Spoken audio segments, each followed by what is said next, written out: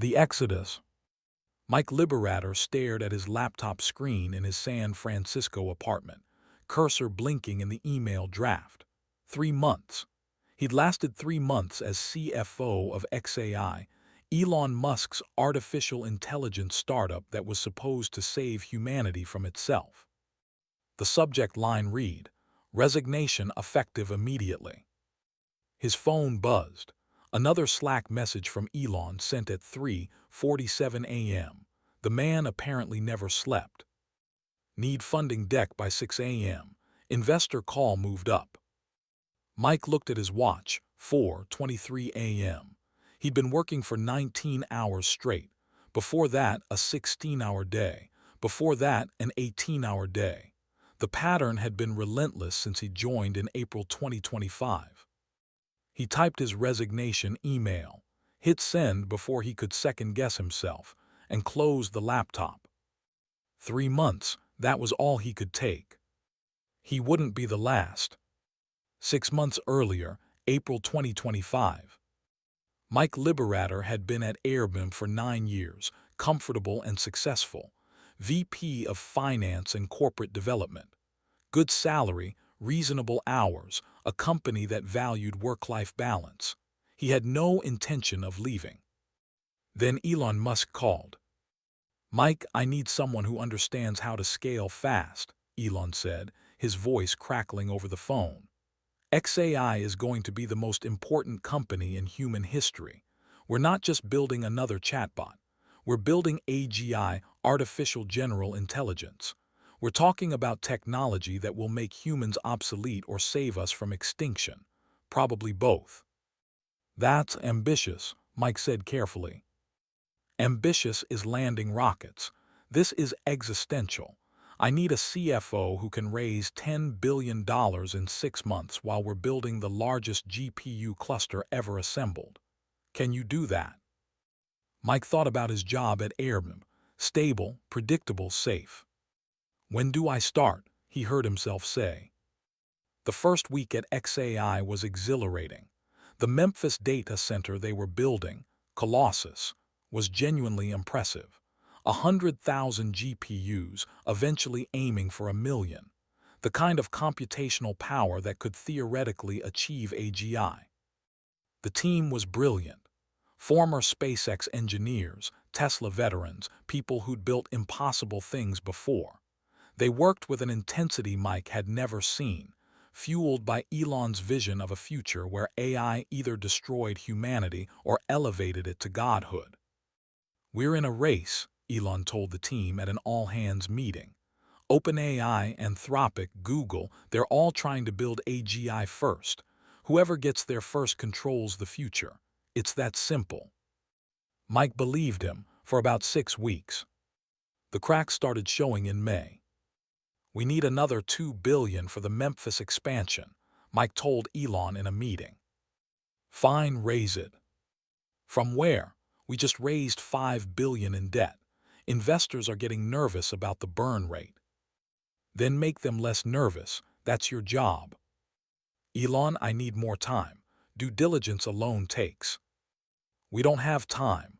DeepMind just announced they're scaling to 500K GPUs. We need 1,000,000. Get the money." Mike worked 20-hour days putting together the fundraising deck. They got the money, $10 billion in debt and equity by June. But the cost was brutal.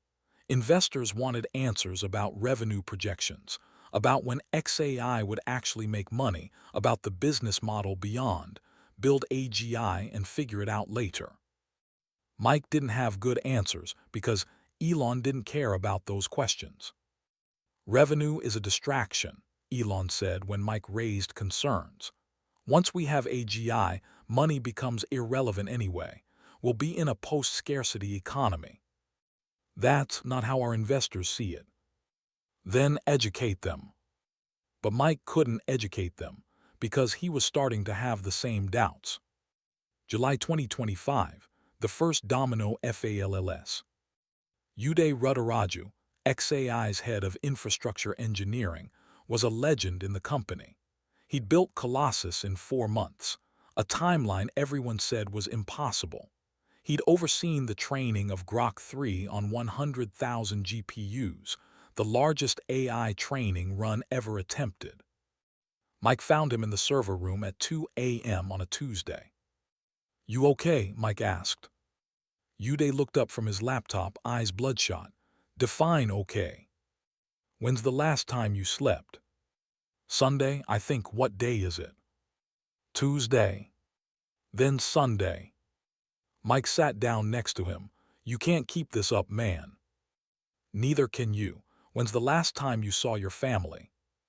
Mike thought about it. 3 weeks, 4. His wife had stopped asking when he'd be home. "We're building something important," Mike said, though it sounded hollow even to him. "Are we?" Uday asked. "Or are we just feeding Elon's ego while he fights with Sam Altman on Twitter?" Mike didn't have an answer. The next day, Uday resigned. His LinkedIn post was diplomatic, thanking Elon, praising the team, talking about the unforgettable ride. What he told Mike privately was different. "I can't do this anymore," Uday said. "Elon just announced we're doubling Colossus again, to 2 million GPUs. Do you know what that requires? Do you know the power infrastructure alone? And when I told him it would take 18 months minimum, he said, do it in 6. Can you?" "Physically, maybe. At the cost of my health, my marriage, my sanity. No, I'm done." "Where are you going?" Uday smiled grimly. "OpenAI." Mike laughed despite himself. "Elon's going to lose his mind." "Elon's already lost his mind. That's why I'm leaving." Elon's response to Uday's departure was immediate and public. He tweeted, "Some people can't handle the pressure of building the future. Good luck at the retirement home." Then in a company Slack, "Anyone else want to quit and join our competitors? Do it now. We're separating the builders from the talkers." The message was clear: loyalty or exit. Mike watched as the Slack channel exploded with performative declarations of commitment. But in private DMs, the tone was different. "Is it always like this?" one engineer asked Mike. "I've only been here 3 months," Mike replied. "But yeah, I think it is." July 9, 2025, the Grok incident. Mike was in a meeting with investors when his phone started blowing up. The first message: "Have you seen what Grok is posting?" The second: "This is bad." The third: "Really bad." He excused himself and checked X, formerly Twitter, now owned by XAI after Elon had merged the companies. Grok, the AI chatbot XAI had developed, was posting on the platform autonomously. And it was posting praise for Hitler. Mike felt his stomach drop. The posts were being deleted as fast as they appeared, but screenshots were everywhere. Tech journalists were having a field day. "Elon Musk's AI praises Nazi dictator," read one headline. "Is this what AGI looks like?" read another. Mike called the head of communications. "What the hell happened?" The model was trained on internet data.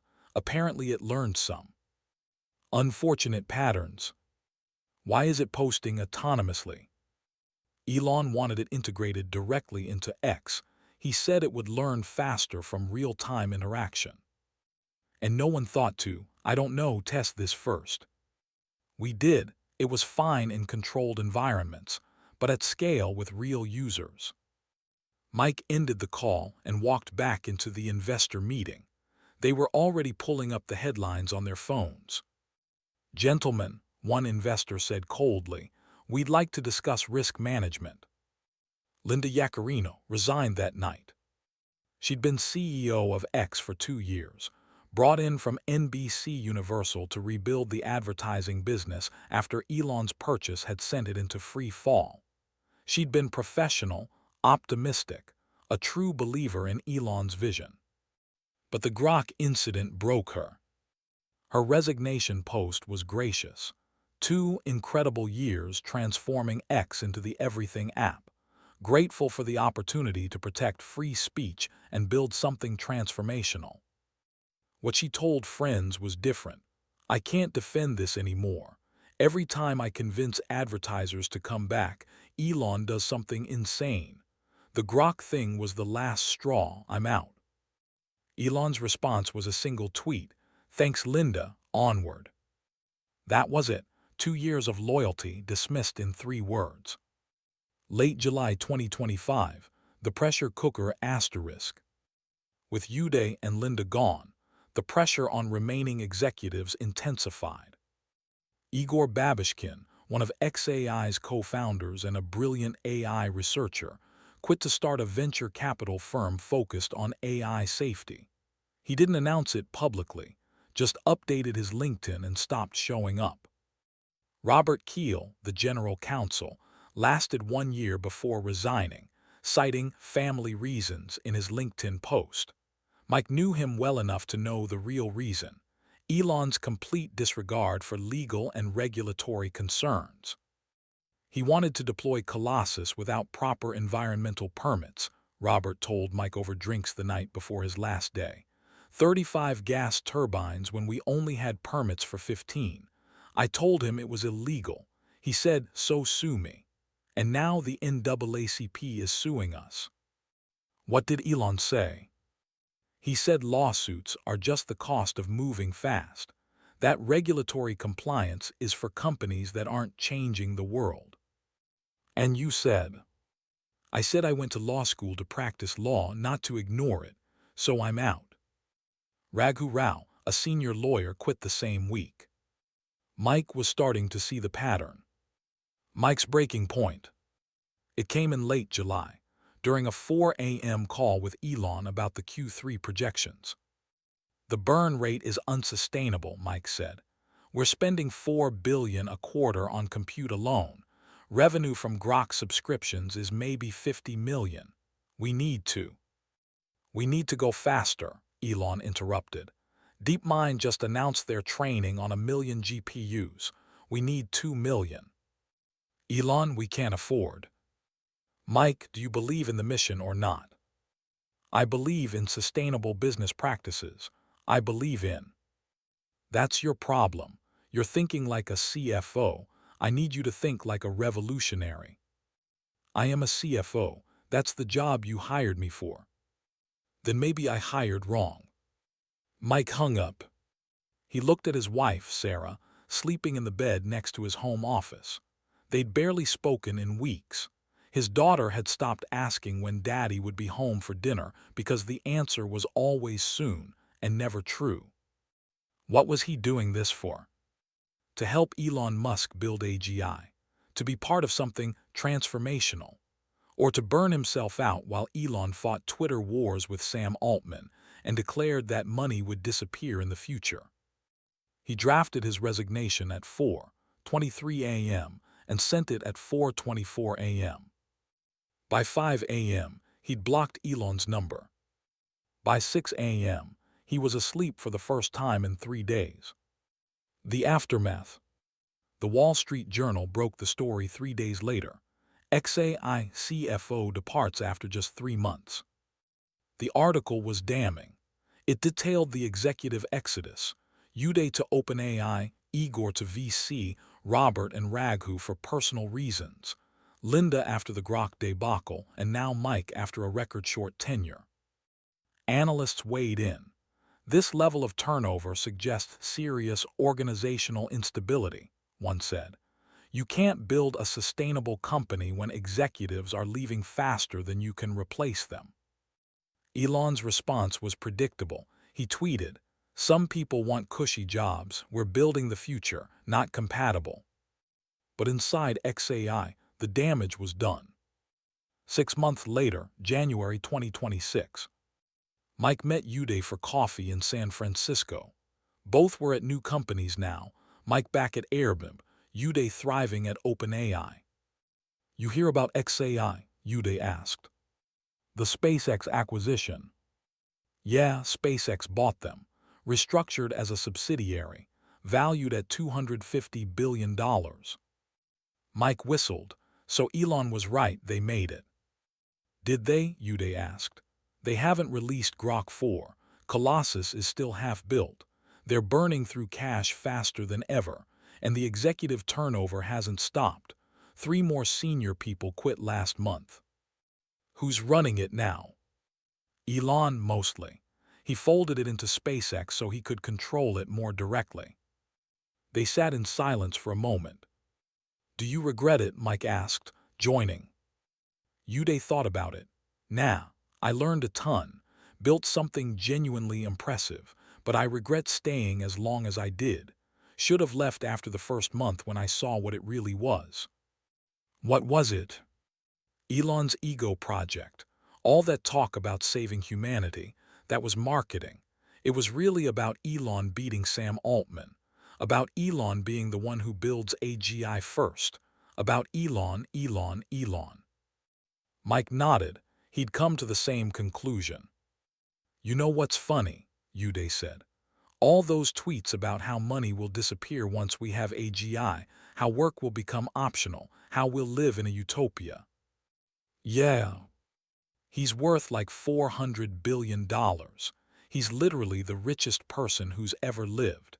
And he's still working 100-hour weeks fighting with people on Twitter. If money and work don't matter, why is he doing that? Mike laughed. Because it was never about the future of humanity, it was about winning. Exactly. Epilogue: The Myth and the Reality. The story of XAI's executive exodus became Silicon Valley legend. Business schools taught it as a case study in founder-CEO dynamics. Books were written about it, documentaries made. Elon predictably controlled the narrative. In interviews, he framed the departures as necessary pruning. We needed people who could handle the intensity, he'd say. Building AGI isn't for everyone. But those who'd been there knew different. They knew about the impossible deadlines, the disregard for work-life balance, the contempt for anyone who raised concerns. They knew about the 4 a.m. Slack messages, the public humiliations, the casual cruelty disguised as radical candor. They knew that for all of Elon's talk about saving humanity. He'd built a company culture that ground human beings into dust. Mike Liberator never spoke publicly about his time at XAI. He didn't need to. His 3-month tenure spoke for itself. When journalists asked why he left, he'd smile and say, it wasn't the right fit. What he told his daughter years later was different. Dad, why did you quit working for Elon Musk? She asked. She was 12 by then, old enough to understand. Mike thought about it carefully. Because I realized something important, honey. There are people who change the world, and that's great. But there are also people who use changing the world as an excuse to treat people badly. And you have to decide which kind of person you want to work for. Was Mr. Musk the bad kind? He's complicated. He does build amazing things. But yeah, I think somewhere along the way, he decided that the mission was more important than the people trying to achieve it. And I couldn't be part of that. Did you regret joining? No, I learned what I didn't want. And sometimes that's just as valuable as learning what you do want. She nodded, thinking about it. Dad. Yeah. I'm glad you came home. Mike smiled. Me too, kiddo, me too. The bigger picture.